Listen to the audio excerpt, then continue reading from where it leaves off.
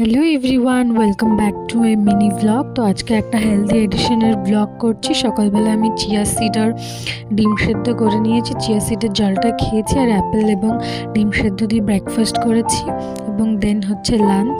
তো লাঞ্চে ছিল ঘুগনি, পেঁয়াজ, কাঁকরোল ভাজা, ডাল আর ভাত। আর মা হচ্ছে বাজার থেকে এই ফলগুলো এনেছিল আর এই মিষ্টি এনেছে পুজো দেবে বলে।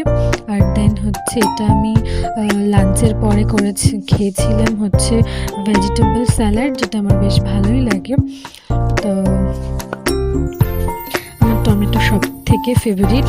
আর তারপর আমি চলে গেছিলাম প্রতিভা পেয়েছিল আমাদের পাড়ায় যেটা হয়েছিল।